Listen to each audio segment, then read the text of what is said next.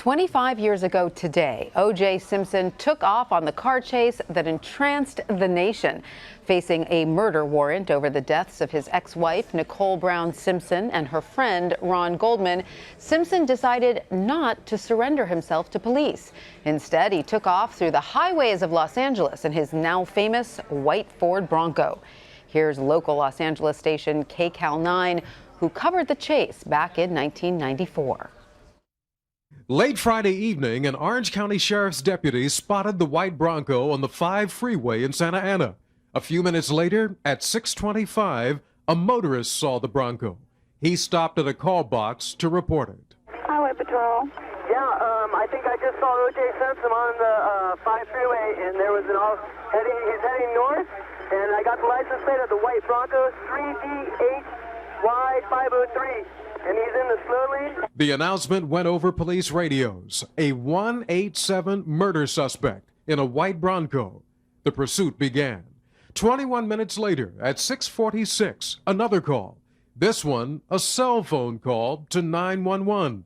The caller, Al Cowlings. He identifies himself as AC. This is AC. I have O.J. in the car.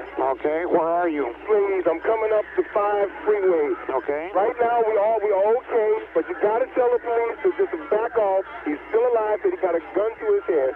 Okay, hold on a minute. Monica? He just want to see his mother. Let me get him to the house. For the next hour and a half, Cowlings led a convoy of squad cars, Sky 9, and a bevy of other TV choppers along 60 miles of Southland freeways. He never exceeded the speed limit, traveling between 40 and 50 miles an hour. Cowlings maneuvered the Bronco along the 5 freeway north to the westbound 91.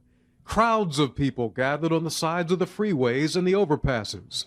Patrols kept up the chase and kept their distance. At one point, officers tried pulling up alongside the car to see if O.J. could be seen inside. He couldn't because he was apparently lying down in the back of the Bronco. The chase continued to the southbound 110, to the northbound 405.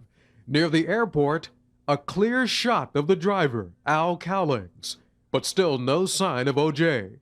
Cowlings pulled off the freeway to Sunset Boulevard, then into the driveway of Simpson's Brentwood home. Dave Clark, Channel 9 News. And joining me now is retired KCAL photographer Jeff Males.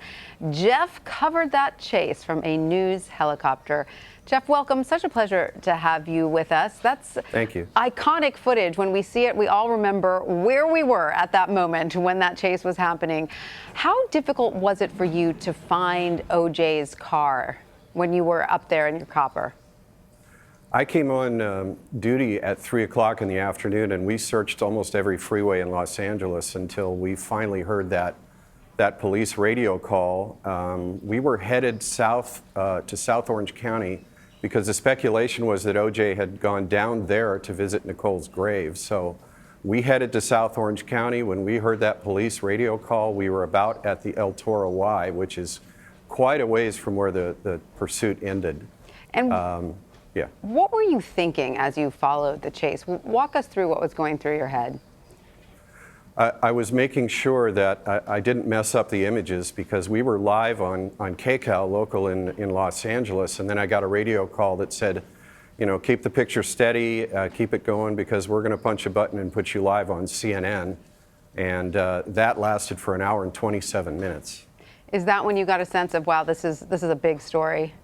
Or did you know right off the bat? Yeah, it went from local to who knows where around the world. It felt pretty historical. Even in the moment, you knew this was something big.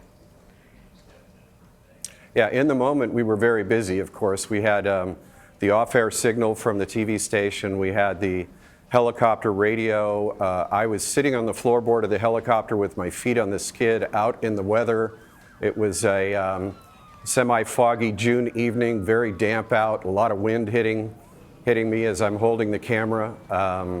It was a challenge. It was very busy, very hectic, but the pilot and I had to remain focused and just stay on the pursuit, keep that Bronco in the viewfinder, and create the best images we could. And you got it done. Now, you know, June 17th, 1994, was already a big news day. Arnold Palmer was playing in the U.S. Open. The New York Rangers were celebrating their Stanley Cup with a parade. The Houston Rockets and New York Knicks were playing Game 5 of the NBA Finals.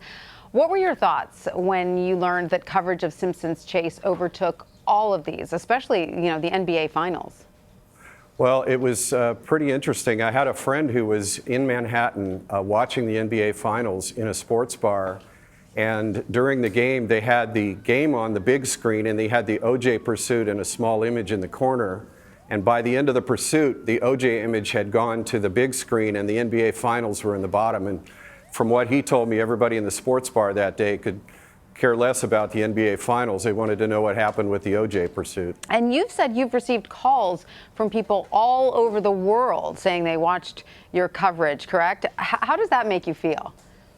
I wasn't aware of it until the next day when there was a photograph taken from our video image that was on the cover of the New York Times. And then at that point, I started getting calls from people.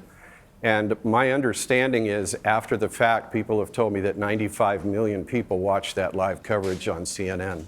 Amazing. So now, what are your thoughts looking back on how O.J. Simpson's case eventually turned out?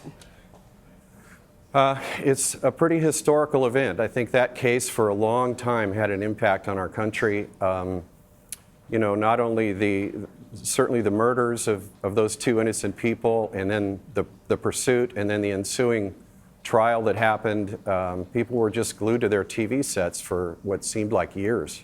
All right. Well, Jeff Males, we thank you so much for sharing your fascinating story with us and for all that great work you did 25 years ago. Thank you so much. Thank you.